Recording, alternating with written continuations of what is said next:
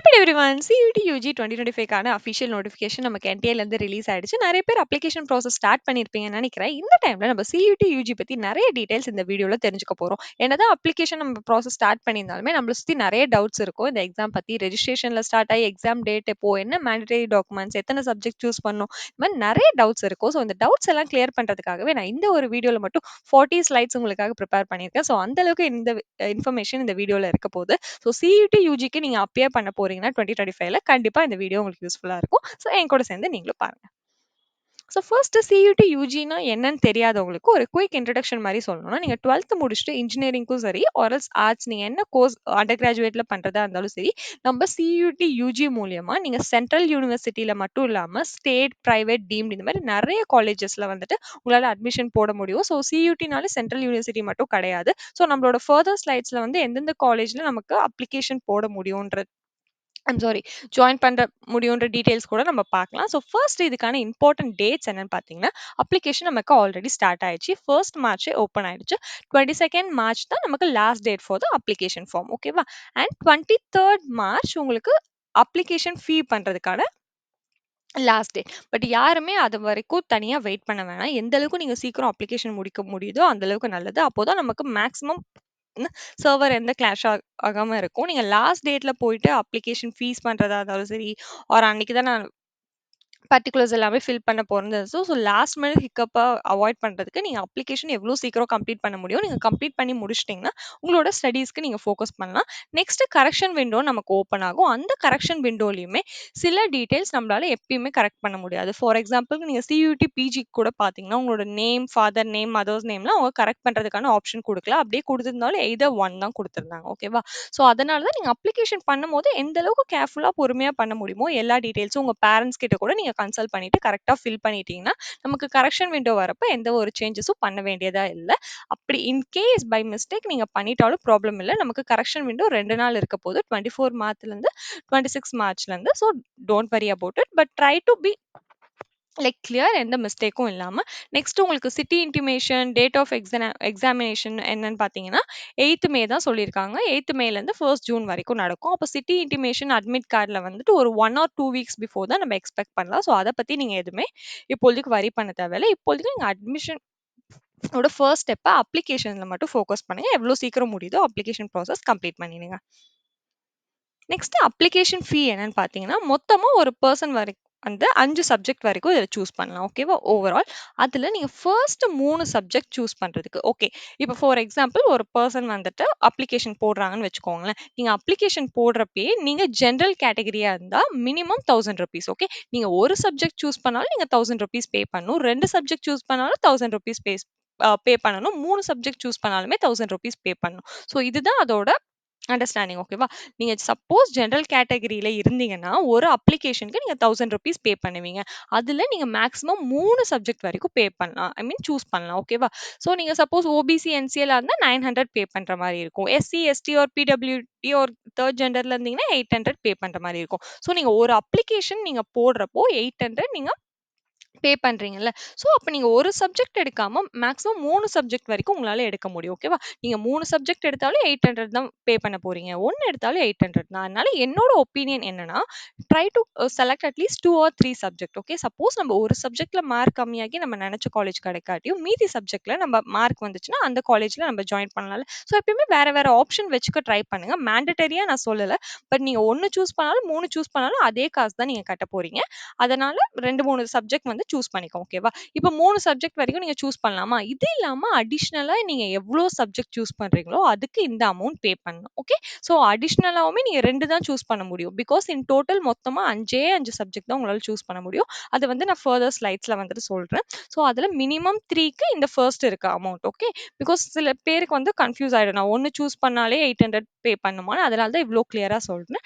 இது இல்லாம இப்ப இங்க 3 சூஸ் பண்ணிட்டீங்க. இப்ப ஜெனரல் கேட்டகரிக்கு சொல்றேன். 4வது ஒரு பேப்பர் நீங்க சூஸ் பண்ணணும்னு நெனச்சீங்கன்னா, அது ஒரு பேப்பருக்கு நீங்க 400 ஆட் பண்ற மாரி இருக்கும்.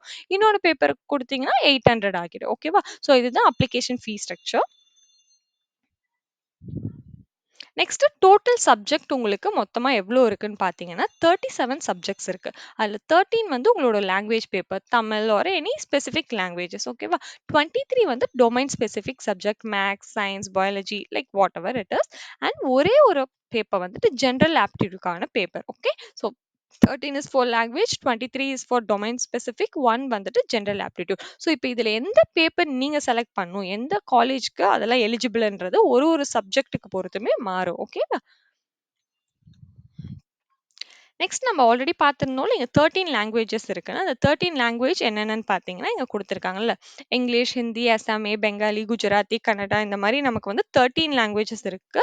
ஸோ இந்த லாங்குவேஜில் இப்போ மேக்ஸிமம் நம்ம தமிழ் ஸ்டூடெண்ட்ஸ் தான் பார்க்குறீங்க நீங்கள் ஆப்வியஸாக தமிழ் தான் சூஸ் பண்ணுற மாதிரி இருக்கும். நமக்கு உங்களுக்கு வேற ஏதாவது லாங்குவேஜ் ஹிந்தி கூட தெரியும்னா அந்த காலேஜ்லேயும் அதை அக்செப்ட் பண்ணிக்கிறாங்க நீங்கள் ஹிந்தி கூட சூஸ் பண்ணி எழுதலாம். சில காலேஜில் வந்து சில கோர்ஸ்க்கு இங்கிலீஷ் வந்துட்டு மேண்டட்டரியா இருக்கும். ஓகே ஸோ இது மாதிரி அவங்க எந்த லாங்குவேஜ் உங்களை சூஸ் பண்ண சொல்றாங்களோ அதை பார்த்து சூஸ் பண்ணிக்கலாம்.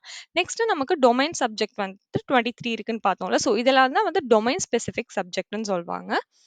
ஸோ இது எல்லாமே நம்ம பார்த்துக்கோங்க. இந்த லிஸ்ட் எல்லாமே நான் உங்களுக்கு டெலிகிராம்லயும் இருக்கு வாட்ஸ்அப்லயும் இந்த பிடிஎஃப் நான் போஸ்ட் பண்ணுவேன். அது மட்டுமே இல்லாமல் நம்ம வெப்சைட் ஒன்று இருக்கு அந்த வெப்சைட்ல நீங்க போனீங்கன்னா இந்த பிடிஎஃப் மட்டுமே இல்லாமல் previous year question paper and study material இது எல்லாமே வெப்சைட்ல இருக்கு. அதோட லிங்க் வந்து டிஸ்கிரிப்ஷன்ல கொடுக்குறேன். அந்த வெப்சைட் எப்படி ஆக்சஸ் பண்றேன்னு தனியாக ஒரு வீடியோவும் போடுறேன். ஓகே ஸோ இதில் வந்து நமக்கு டொமைன் ஸ்பெசிஃபிக் சப்ஜெக்ட் இந்த சப்ஜெக்ட்டை வந்துட்டு எவ்வளோ தடவை பார்க்க முடியுமோ அவ்வளோ தடவை நீங்க பாருங்க. Because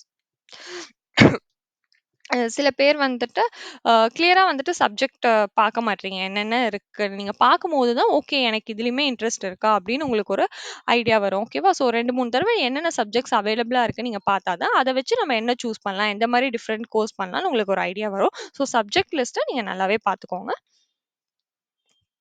then domain specific subject okay sorry இது வந்துட்டு ஜென்ரல் ஆப்டிடியூட் டொமைன் ஸ்பெசிஃபிக் இல்லை. ஓகேவா. ஸோ ஜென்ரல் ஆப்டிடியூட் நம்ம சொல்லியிருந்த மாதிரி அதுக்கான டிஃப்ரெண்ட் பேப்பர் சொல்லியிருக்காங்க. ஸோ ஃபார் எக்ஸாம்பிள் நீங்கள் ஃபேஷன் ஸ்டடீஸ்லாம் கொடுக்குற மாதிரி இருந்தால் அதுக்கு ஒரு பேப்பர் அண்ட் அதர் லாங்குவேஜஸ்க்கு இன்னொரு பேப்பர். இன் டோட்டல் ஜென்ரல் சப்ஜெக்ட் வந்துட்டு ஒன்னே ஒன்று தான். ஸோ சப்ஜெக்ட் வைஸ் உங்களுக்கு இப்போ டவுட் இருக்காதுன்னு நினைக்கிறேன். லாங்குவேஜ் ஒன்று டொமைன் ஸ்பெசிஃபிக் ஒன்று ஜென்ரல் ஆப்டிடியூட் ஒன்று. ஸோ இதெல்லாம் தான் நமக்கு இருக்க சப்ஜெக்ட். அண்ட் டாக்குமெண்ட்ஸ் முக்கியமாக நீங்கள் என்னென்ன வச்சிருக்கணும்னு பார்த்தீங்கன்னா 3 டாக்குமெண்ட் வச்சிருக்கணும். ஒன்று வந்து உங்களோட ஃபோட்டோ, இன்னொன்று சிக்னேச்சர், தேர்ட் வந்துட்டு நீங்கள் ஃபிசிக்கலி டிசபிள் ஸ்டூடெண்ட்டாக இருந்தீங்கன்னா அதுக்கான சர்டிஃபிகேட் வேணும். ஸோ இந்த ஃபோட்டோவை முக்கியமாக வந்துட்டு இவங்க கொடுத்துருக்க இன்ஸ்ட்ரக்ஷன்லாம் விட முக்கியமான பாயிண்ட் என்னன்னா அந்த ஃபோட்டோ நீங்கள் வந்துட்டு இப்போ ஃபோனில் தான் நீங்கள் எடுத்து அப்லோட் பண்ணுவீங்க கரெக்டாக. ஆனால் அதே ஃபோட்டோ வந்துட்டு உங்களுக்கு ஹார்ட் காப்பியாக இருக்கணும். பிகாஸ் உங்களோட அட்மிட் கார்டு நீங்கள் கொண்டு போகிற அன்னைக்கு அட்மிட் கார்டில் ஒன்று ஒட்ட சொல்லுவாங்க. உங்களோட அட்டண்டன்ஸ் ஷீட்லேயுமே ஒன்று ஒட்டுறதுக்காக கையில் எடுத்துகிட்டு வர சொல்லுவாங்க. ஸோ அந்த ஃபோட்டோ வந்துட்டு என்கிட்ட ஒன்றே ஒன்று தான் இருக்குது அதையே நான் வந்துட்டு எடுத்து அப்லோட் பண்ணிட்டேன்னா இப்போ ரீசெண்டாக வேறு ஏதாவது ஃபோட்டோ எடுக்க ட்ரை பண்ணுங்கள். ரொம்ப பழைய ஃபோட்டோலாம் எடுக்காதீங்க. Try to B get it in the colour dress. ஓகேவா. நீங்கள் யூனிஃபார்ம்ல இல்லாமல் கலர் ட்ரெஸ்ஸில் கூட எடுத்துக்கலாம். ஆப்வியஸாக இப்போ நிறைய அப்ளிகேஷன் போடுவீங்க ஃபோட்டோஸ் வந்து வேஸ்ட் ஆகாது. ஸோ எடுத்து கையில் அது ஒரு 2 3வது ஹேண்டியாக இருக்க ஃபோட்டோவை நீங்கள் அப்லோட் பண்ணுங்க. ஓகே அண்ட் இதில் வந்துட்டு 80% உங்களோட ஃபேஸ் தெரிகிற மாதிரி இருக்கணும். பேக்ரவுண்டுமே வந்துட்டு அவங்க என்ன சொல்லியிருக்காங்கன்னா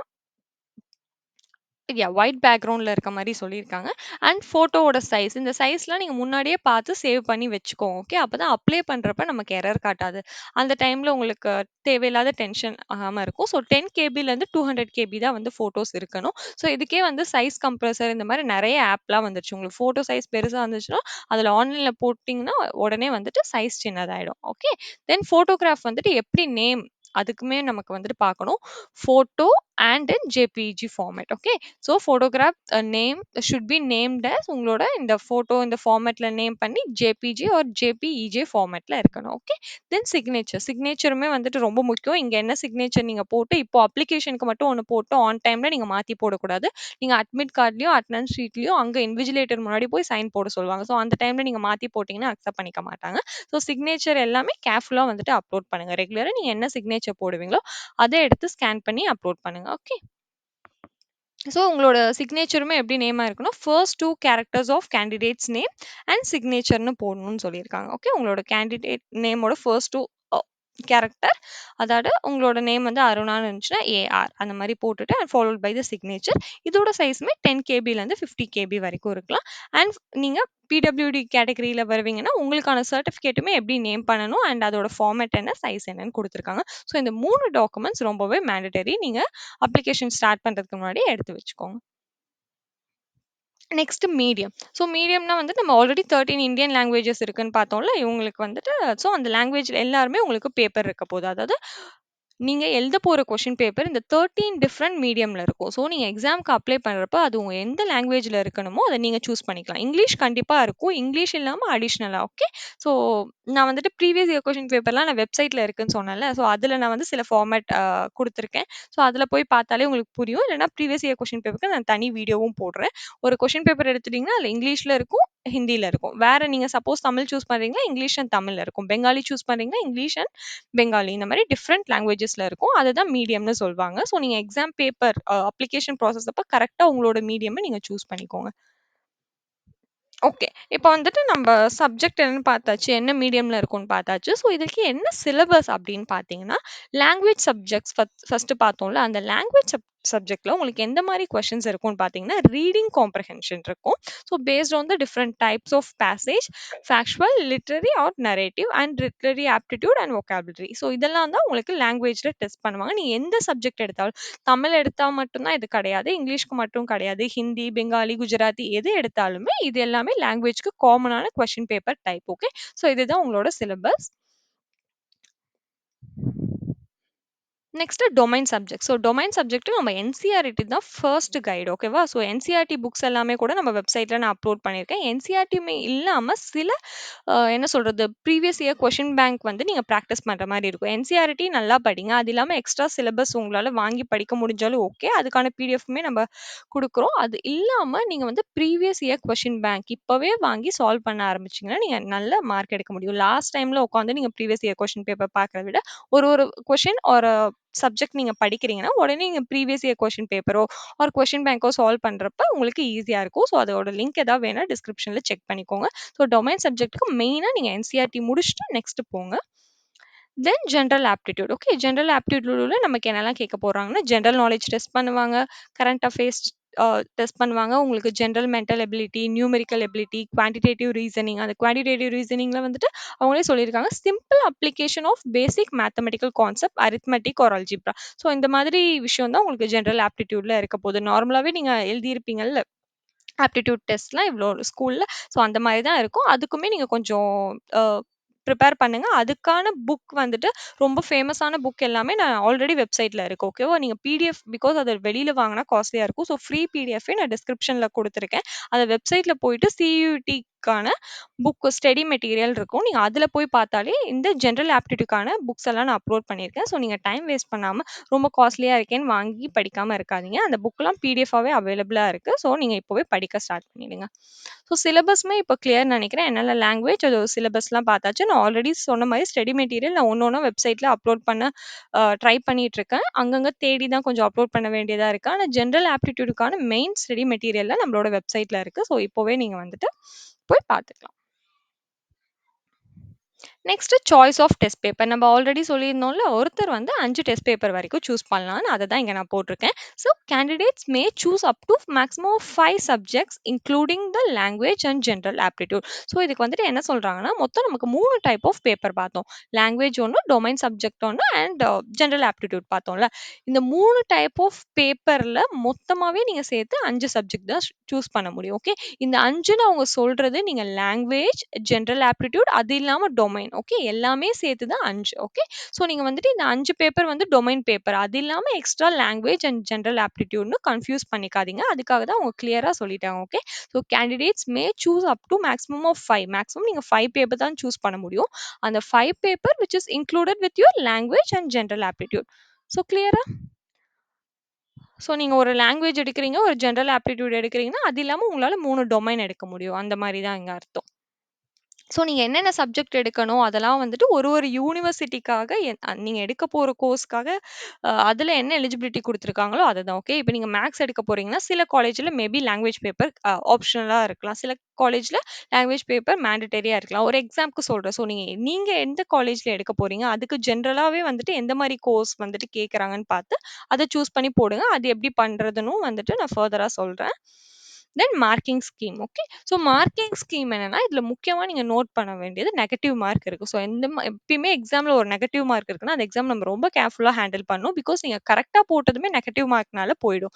ஃபார் எக்ஸாம்பிள் நீங்க ஒரு கொஸ்டின் கரெக்ட்டா ஆன்ஸர் பண்றீங்கன்னா, 5 மார்க்ன்னு சொல்லியிருக்காங்களா, 5 marks will be given for the correct answer. Okay. So and there will be negative marking for each incorrect answer. So நீங்க ஒரு கொஸ்டின் ஆன்சர் பண்ணீங்கன்னா 5 மார்க் குடுத்துருவாங்க. அதே 5 கொஸ்டின் தப்பு பண்ணீங்கன்னா -5. ஸோ அந்த 2 +5யும் -5யும் சேர்ந்து 0 ஆயிடும். உங்களுக்கு புரியுதா? ஸோ நீங்க கரெக்ட்டா பண்ணது கூட இந்த நெகட்டிவ் மார்க்கிங்னால உங்களுக்கு லாஸ் ஆக வாய்ப்பு இருக்கு. அதனால கொஸ்டின்ஸ் அட்டெம்ப்ட் பண்ணாதீங்கன்னு சொல்லல. Be careful. Okay. So MCQ தானே எதையாவது எல்லாமே ஃபில் பண்ணி வச்சிடலாம்னு இல்ல. நீங்க தப்பா பண்ணீங்கன்னா நமக்கு நெகட்டிவ் மார்க்கிங் இருக்கு. ஸோ அத மைண்ட்ல வச்சுட்டு we will mark the answers. Okay. Then mode of the examination வந்து உங்களுக்கு கம்ப்யூட்டர் பேஸ்டு எக்ஸாமா தான் இருக்க போது. நீங்க பேப்பர்ல அந்த சர்க்கிள் பண்ணுவோம்ல, அந்த மாரி பண்ண போறதில்ல. கம்ப்யூட்டர்லயே வந்துட்டு நீங்க கிளிக் பண்ற மாரி இருக்கும். அண்ட் அந்த கம்ப்யூட்டர்லயே வந்துட்டு 5 டைப்ஸ் ஆஃப் ஆன்சர்ஸ் இருக்கும். ஓகே. நீங்க எந்த கொஸ்டின்ல ஆன்சர் பண்ணியிருக்கீங்க, எந்த கொஸ்டின்லாம் ரிவ்யூக்காக வச்சிருக்கீங்க, எந்த கொஸ்டின் இன்னும் நீங்க பார்க்கவே இல்ல. இந்த மாரி நெறைய கம்ப்யூட்டர்லயே உங்களுக்கு இன்ஃபர்மேஷன் இருக்கும் எக்ஸாம் டைம்ல. அதெல்லாம் நீங்க இப்போ தெரிஞ்சுக்க வேணாம். எக்ஸாம் டைம்ல அட்மிட் கார்ட் ரிலீஸ் ஆகும்ல, அப்ப அதுக்கான வீடியோல நம்ம அத பத்தி டிஸ்கஸ் பண்ணலாம். பட் கம்ப்யூட்டர் பேஸ்ட் எக்ஸாம் அத மட்டும் மைண்ட்ல வச்சுக்கோங்க. Then total question. So syllabus subject எல்லாமே பார்த்தாச்சு. எவ்வளோ கொஸ்டின்ஸ் இருக்க போகுதுன்னு பார்த்தீங்கன்னா, 50 question for each test paper. All questions are compulsory. Okay. So ஒரு கொஸ்டின் பேப்பர்லயும் உங்களுக்கு எவ்வளோ கொஸ்டின் இருக்க போது? 50 கொஸ்டின். ஸோ ஈச் டெஸ்ட் பேப்பர்னா என்ன அர்த்தம்னா, இப்போ நான் 3 சப்ஜெக்ட் சூஸ் பண்றேன்னு வச்சுக்கோங்களேன். அந்த 3மே எனக்கு 50, 50, 50. மொத்தம் 150 கொஸ்டின்ஸ் இருக்கும். பட் தனித்தனியா தான் நான் எழுதுவேன். ஸோ நான் லாங்குவேஜ் இப்போ நான் தமிழ் சூஸ் பண்றேன், மேத்ஸ் சூஸ் பண்றேன், ஜெனரல் ஆப்டிடியூட் சூஸ் பண்றேன்னா, தமிழ் வந்துட்டு எனக்கு 1 டே இருக்கலாம். மேத்ஸ் 1 டே, ஜெனரல் ஆப்டிடியூட் 1 டே. இந்த மாரி தனித்தனியா தான் இருக்கலாம். ஆனா தனித்தனியாவுமே எனக்கு ஒரு கொஸ்டின் பேப்பர்லயும் 50 கொஸ்டின்ஸ் இருக்க போகுது. ஓகே. அண்ட் ஒரு கொஸ்டின் பேப்பருக்கான டைமிங் என்ன பார்த்தீங்கன்னா, 60 மினிட்ஸ். மொத்தமா 50 கொஸ்டின்ஸ் இருக்க போது ஒரு பேப்பர்லயுமே. And the time will be given for each paper 60 minutes, அதாவது 1 ஹவர். ஸோ கொஸ்டின்ஸும் டியூரேஷனும் புரிஞ்சுதா? Next eligibility. ஸோ எலிஜிபிலிட்டினா வந்து நீங்க ஆப்வியஸா வந்து 12த் இப்போ வந்து நீங்க 2025ல அப்பியர் ஆகுற மாரி இருக்கணும். இல்ல 2025ல நீங்க முடிச்சிருக்கணும் 12த் இப்போ ரீசென்ட்டா. அண்ட் அது மட்டுமே இல்லாம வேற ஏதாவது அவங்க ஏஜ் வைஸ் கிரைட்டீரியா ஏதாவது கேட்குறாங்கன்னா, அது எல்லாமே யூனிவர்சிட்டி பேஸ்டு தான். ஓகேவா?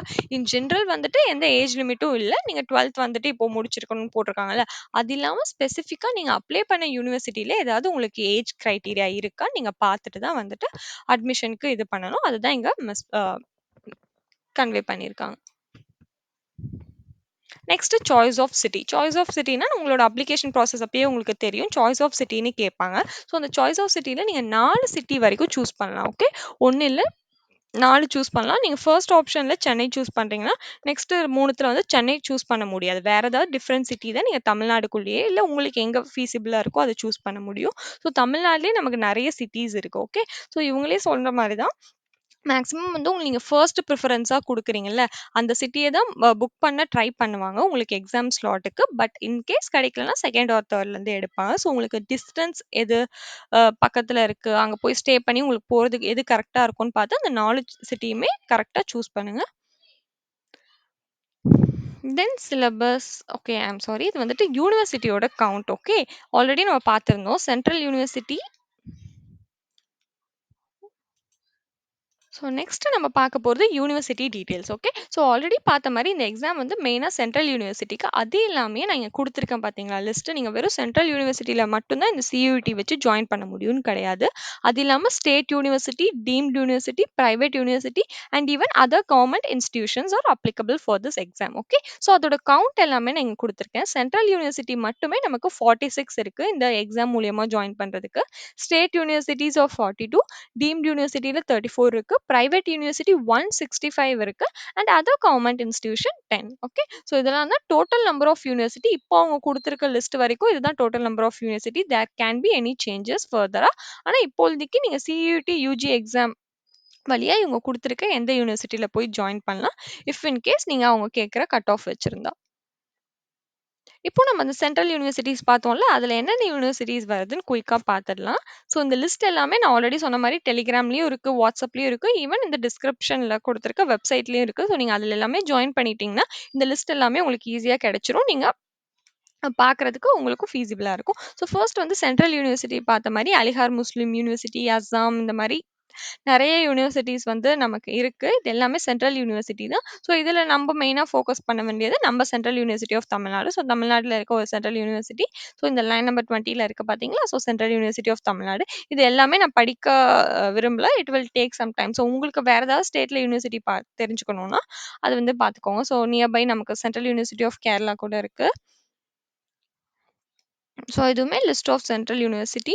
ஸோ ஜவஹர்லால் நேரு யூனிவர்சிட்டி, ஜாமியா மில்லியா இதெல்லாம் வந்துட்டு எவ்வளோ ஃபேமஸ்னு உங்களுக்கே தெரியும். ஸோ இதெல்லாம் வந்து நம்ம தமிழ்நாட்ல இல்லாட்டியுமே இங்கெல்லாம் நீங்க கிடைச்சா ஆப்வியஸா நீங்க போய் படிக்கலாம். ஸோ அந்த அளவுக்கு எங்க இதுக்கெல்லாம் காம்படிஷன் ரொம்பவே அதிகமா இருக்கும். ஸோ இது எல்லாமே நமக்கு சென்ட்ரல் யூனிவர்சிட்டி.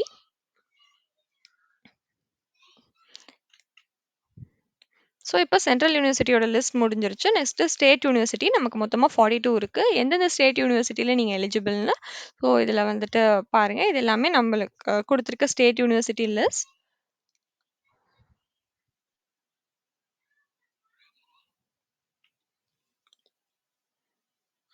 இதில ஏதாவது ஸ்பெசிஃபிக்கான யூனிவர்சிட்டி பத்தி உங்களுக்கு டீட்டெயில் வேணும்னா கமெண்ட் பண்ணுங்க. நான் அத பத்தி வீடியோ போடுறேன்.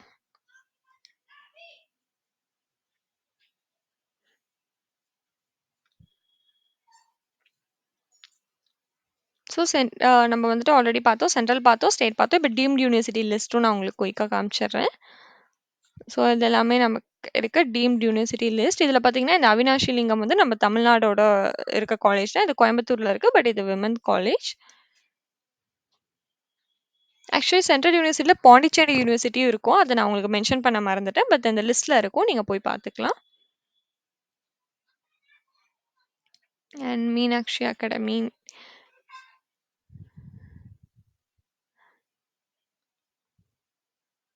ஸோ இங்க பார்த்தீங்கன்னா, நமக்கு எஸ்ஆர்எம் லிஸ்ட்ல இருக்கு. இதுவுமே நம்ம தமிழ்நாட்ல இருக்க college and Vinayaka mission. So இந்த காலேஜ்ல உங்க எல்லாருக்குமே ரொம்ப தெரிஞ்ச காலேஜ் நெனைக்கிறேன். ஸோ இவ்ளோ தான் நமக்கு இருக்க deemed university list. Next other government institution 10 இருக்குன்னு சொல்லியிருந்தேன் இல்லையா? ஸோ அதோட லிஸ்ட்டும் இங்க நான் குடுத்துருக்கேன். ஸோ இதில வந்து பார்த்தீங்கன்னா, நமக்கு முக்கியமான ஐசிஏஆர் அந்த காலேஜுமே வந்து அதர் கவர்மெண்டல் இன்ஸ்டிடியூஷன்ல இருக்கு. ஸோ நீங்க அக்ரிகல்ச்சர்ல ரொம்ப இன்ட்ரெஸ்டடா இருக்கீங்கன்னா, கண்டிப்பா இந்த காலேஜ் பத்தி எல்லா டீட்டெயிலும் கேதர் பண்ணி அதுக்காக நீங்க ப்ரிப்பேர் பண்ண ஆரம்பிங்க. This is one of the most important college நம்மளோட சியூடி லிஸ்ட்ல. ஓகே.